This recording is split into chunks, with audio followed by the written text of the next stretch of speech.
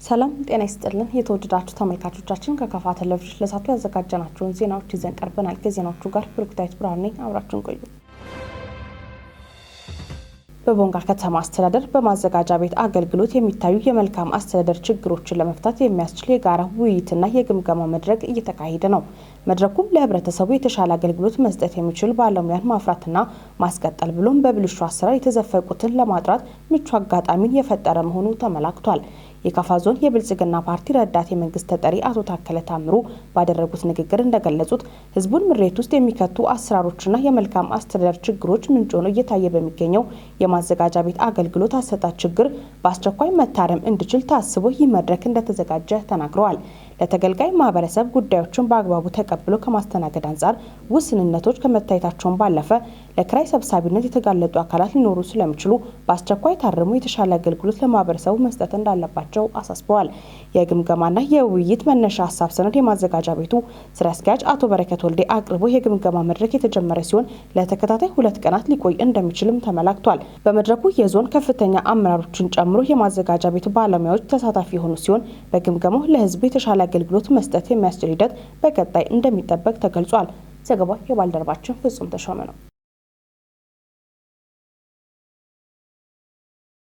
ከዚህ ዜና ጋር በተያያዘ በማዘጋጃ ቤት የሚታዩ ችግሮችን በመቅረፍ ሀገሪቱ የጀመረቻቸውን የልማትና የብልጽግና ጉዞን ለማሳለጥ መሰረታዊ ለውጥ ሊያመጣ የሚችል ግምገማ መሆኑን የካፋ ዞን ብልጽግና ፓርቲ ረዳት የመንግስት ተጠሪ አቶ ታከለ ታምሩና የቦንጋ ከተማ ከንቲባ አቶ አስማማው አደመ ከካፋ ቴሌቪዥን ጋር በነበራቸው ቆይታ ተናግረዋል። ተቋማዊ ለውጥ እንዲመጣ አይነተኛ አስተዋጽኦ ይኖራል የተባለው ይህ መድረክ ህብረተሰቡን በየጊዜው የሚያነሷቸውን የመልካም አስተዳደር ችግር እንዲፈታለት ተገቢ መረጃ ለሚመለከተው አካል እንዲሰጥም ጥሪ ቀርቧል። በቀጣይ ከተቋሙ ሊጠበቅ በሚችለው የለውጥ ላይም ሁሉም ባለድርሻ አካላት ከመንግስት ጎን በመሆን የበኩላቸውን እንዲወጡም ተጠይቋል። ባልደረባችን ፍጹም ተሾመ ቆይታ አድርጓል። ተከታትለን እንመለስ።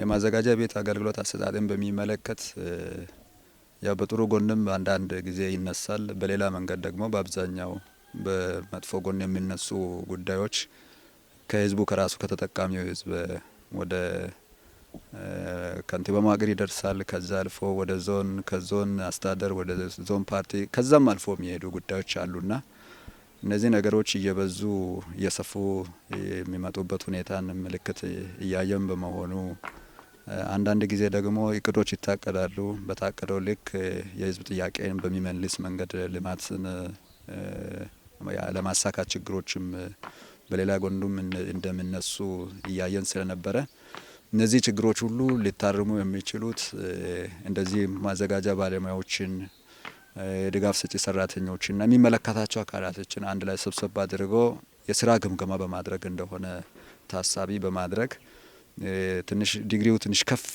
ያለ የህዝብን የሚያማርሩ ነገሮችንም እየሰማን ስለሆነ እነዚህ ነገሮች ቶሎ ልባት እንዲያገኙና እንዲስተካከሉ ታሳቢ ተደርጎ ነው የዛሬ የስራ ግምገማ እየተደረገ ያለው።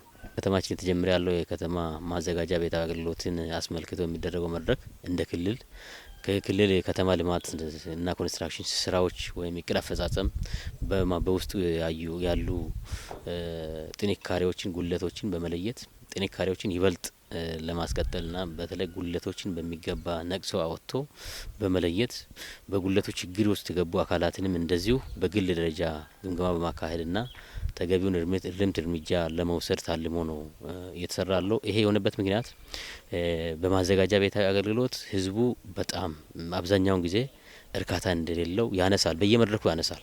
የተቀላጠፈ አገልግሎት የለም፣ ተገቢ አገልግሎት እያገኘን አይደለም። በተለያዩ መድረኮች ሲከፈቱ በከተማ በሚከፈቱ መድረኮች ተገቢ አገልግሎት እያገኘን አይደለም የሚል ሮሮ ይነሳል ከህዝቡ።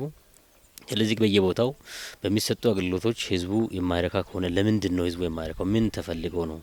ብቻም ሳይሆን ብዙውን ተገቢውን አገልግሎት በተገቢ ሰዓት እያገኘን አይደለም ከተባለ ምን ተፈልጎ ነው ማያገኘው? አሁን የሚያሳየው በትክክል እጅ መንሻ ይፈልጋል። ይሄ ተፈልጎ ነው፣ ሌላ ነገር ተፈልጎ ነው። በሰዓቱ ሄደን ማግኘት ያለብንን አግኝተን ማንመለስበት የጠየቅነውን ቀለል ያለ አገልግሎት እንኳን ቀለል ባለ ሰዓት እያገኘን አይደለም የሚል ነገር ሲመጣ ይሄ ነገር ራሱን አስችሎ ሰነድ ተዘጋጅቶ ችግሩ ሊገመገም ይገባል። ችግሩ ሲገመገም ደግሞ ችግሩ ውስጥ የገቡ የችግሩ ባለቤቶች እንዲተለይቶ አስፈላጊ እርምት እርምጃ ተወስዶ ተቋሙንም ለመታደግ ነው። ተቋሙ ከዚህ በመቀጠል ተገቢ የሆነ ህዝባዊ አገልግሎት እንዲሰጥ ለህዝቡ ተገቢውን አገልግሎት እንዲሰጥ ተቋሙን ማረም ካለብን ችግሮች መገምገም አለባቸው። ችግሮች ተገምግሞ የችግሩ ባለቤትም እንዲመለየት አለበት። ችግሩ ባለቤት ላይ ተገቢውን አሰራር ስርዓቱን የጠበቀ እርምት እርምጃ መወሰድ አለበት በሚል እንድምታ የተጀመረ መድረክ ነው። እዚህ ያለ ባለሙያዎች ወይም ሰራተኞች ከራሳቸው ጋር የታረቁ መሆናቸው ማረጋገጥ እንፈልጋለን። አሁን ወደ ቀልባቸው የተመለሱ መሆናቸው ማረጋገጥ አንዱ ግባችን ነው የሚሆነው ማለት። ያ ማለት ምንድነው? ጥቂት አገልግሎት ሰጥቶ የሆነ ነገር ለመፈለግ የሚደረግ አዝማሚያ አለ። አገልግሎትን በገንዘብ የመሸጥ ሁኔታዎች ከዛም ከዚህም እየመጣ ነው ያለው በስፋት። አንድ ጉዳይ በአጭር ጊዜ ውስጥ መፈጸም እየቻሉ አመት ሙሉ የሚያመላልሱ እንዳለ መረጃዎች እየደረሱ ነው ያሉት። ከዚህ አንጻር እነዚህ ችግሮች ይፈታሉ ብለን እናስባለን። ይሄን የሚፈታ ኃይል ካልሆነ በስተቀር እንደማይቀጥል በደንብ በእኛ ደረጃ በመንግስት ደረጃ የሚታወቅ ስለሆነ በዚህ ደረጃ ውጤታማ የሆኑ ሰዎች ስብስብ ጸዳ ያሉ ሰዎች በጣም ከችግር ነጻ ያሉ በጣም የተሰማቸው በግምገማው በጣም ራሳቸውን በደንብ ያዩ ሰዎች በስፋት ይኖራሉ ብለን እናስባለን። ጥቂቶቹ ደግሞ ለህግ የቀረቡ አሉ። በዚህ ውስጥ አሁን የሚገመገሙ ውስጥ ቀድሞ ለህግ የቀረቡ ፍርድ ቤት ጉዳያቸውን የያዙ ባለሙያዎች አሉ። ፕላን ደርበው በመስጠት መሬት ሳያዩ መሬት በመስጠት ገንዘብ በመቀበል በተለያየ ብልሽት ውስጥ የገቡ በፍርድ የተያዙ አሉ። አሁን ሲገመገም ሌላም ሊገኝ ይችላል። እነዚህ ነገሮችን ለብቻ ወጥተን ንጹህ የሆኑትን ደግሞ ወደ ስራ የምናሰማራበት ግምገማ ይሆናል ብለን ነው የምናስበው። የኪነ ጥበብ ዘርፉን ለማሳደግ የሚመለከታቸው ሁሉ አስፈላጊውን ድጋፍና ክትትል ማድረግ እንደሚገባቸው በካፋ ዞን የዘርፉ ባለሙያዎች ተናገሩ። የዞኑ ባህል ቱሪዝምና ስፖርት መምሪያ በበኩሉ የህዝቡ ባህልና እሴት ተጠብቆ ለትውልድ በሚሻገርበት ሁኔታ ላይ በትኩረት እየሰራ መሆኑን አስታውቋል። ዘገባው የባልደረባችን አቱሞ ዶርጫይ ነው። ተከታትለን እንመለስ። ኪነ ጥበብ ለአንድ አካባቢ ሁለንተናዊ ልማት ጉልህ ሚና አለው ያሉት አስተያየት ሰጪዎቹ ዘርፉን ውጤታማ ለማድረግ ጥረት ሊደረግ ይገባል ብለዋል። ኪነ ጥበብ ለአንድ ሀገር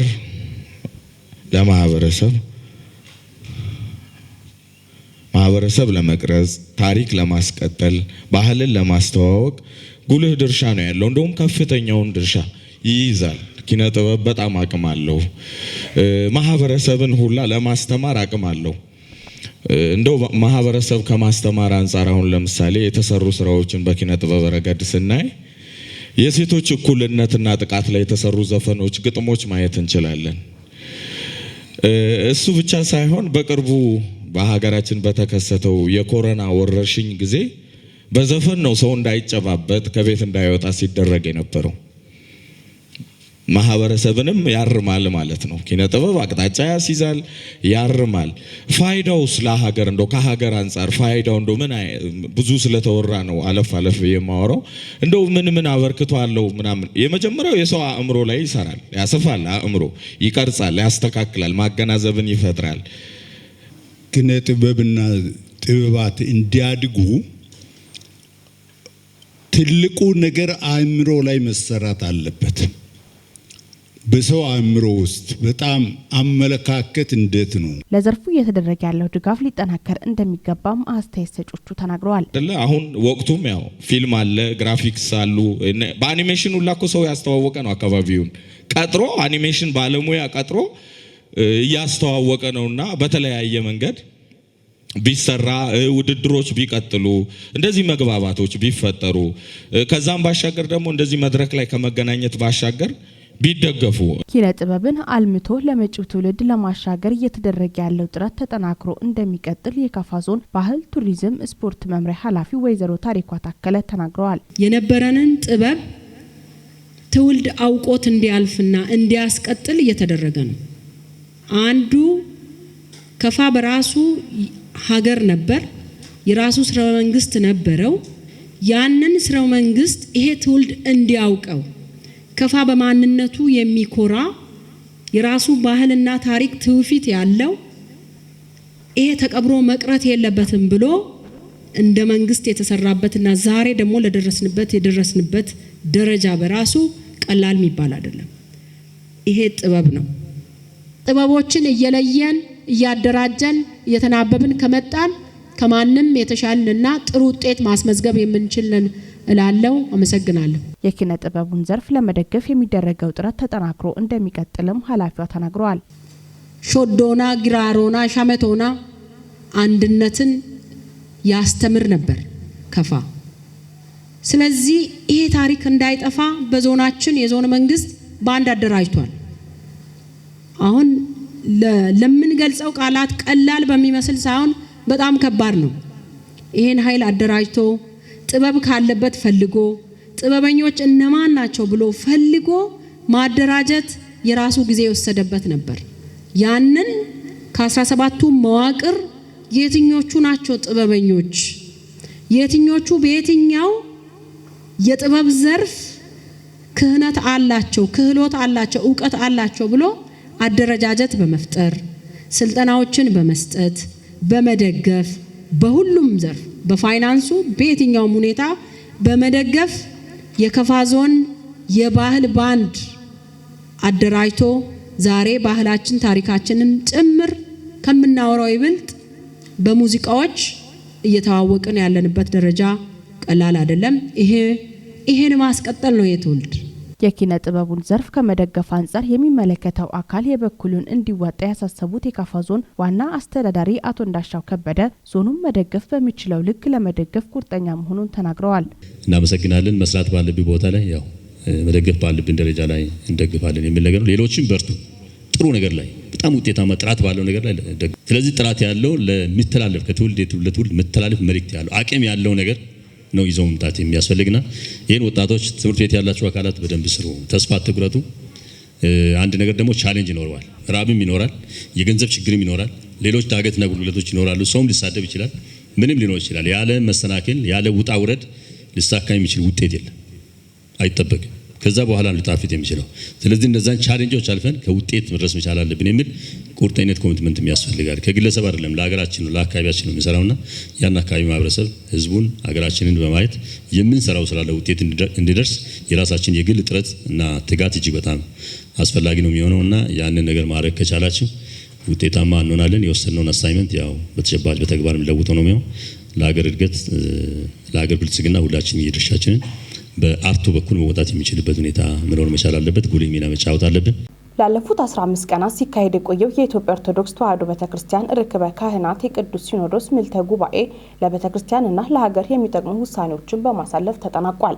በምልዓተ ጉባኤው ለሀገር ዘላቂ ሰላምና አንድነትን ሁሉ አቀፍ ስራ የሚሰሩ አባቶችን ሰይሟል። መንግስት በኮሪደር ልማት ምክንያት የፈረሱ የቤተክርስቲያን ይዞታዎችን መልሶ በመገንባትም ሆነ ምትክ ቦታ በመስጠት ላሳየው ትብብር ቅዱስ ሲኖዶሱ ለአዲስ አበባ ከተማ ከንቲባ አዳነች አቤቤ ምስጋና አቅርቧል። በዓመት 2 ጊዜ የሚካሄደው ይህ ጉባኤ የ3 ዓመት የስራ ዘመናቸውን ባጠናቀቁ ብፁዓን አባቶች ምትክ አዲስ አባቶችን ሰይሟል። በዚህም ብፁዕ አቡነ ሳዊሮስ የጠቅላይ ቤተ ክህነት ስራ አስኪያጅ እንዲሁም ብፁዕ አቡነ ዲዮስቆሮስ የጠቅላይ ቤተ ክህነት ዋና ጸሐፊ ሆነው ቤተክርስቲያኗን እንዲያገለግሉ መርጧል።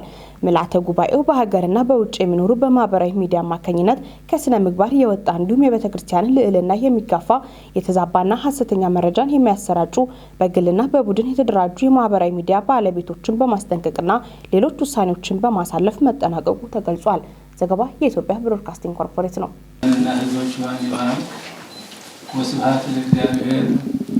አሜን። ግንቦት 20 ቀን 2017 ዓ.ም አዲስ 1446ኛው የኢድ አል አድሃ አረፋ በዓል አርብ ግንቦት 29 ቀን 2017 ዓ.ም ይከበራል።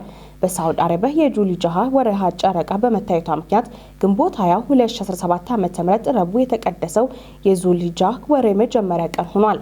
የአረፋ በዓል ግንቦት 29 ቀን 2017 ዓ.ም በጁማ ዕለት ተከብሮ የሚውል ሲሆን በእስልምና እምነት አስተምሮ መሰረትም የመጀመሪያዎቹ የዙልጃ 10 ቀናት የበለጠ መልካም ስራ እንዲሰራባቸው የሚያዝ ሲሆን ቀናቱ በፈጣሪ ዘንድ የተወደዱ መሆናቸውን የወጣው መረጃ ጠቅሷል። የተወደዳችሁ ተመልካቾቻችን ከከፋ ቴሌቪዥን ለሰዓቱ ያዘጋጀናቸው ዜናዎች እስካሁኖቹ ነበሩ። ዜናዎቹን በመምራት ብሩክታይት ብርሃኑ አብራችሁን ቆይታ ያደረኩኝ። ቀሪ ጣቢያችን መስናዶች ይቀጥላሉ። በእኔ በኩል መልካም ጊዜ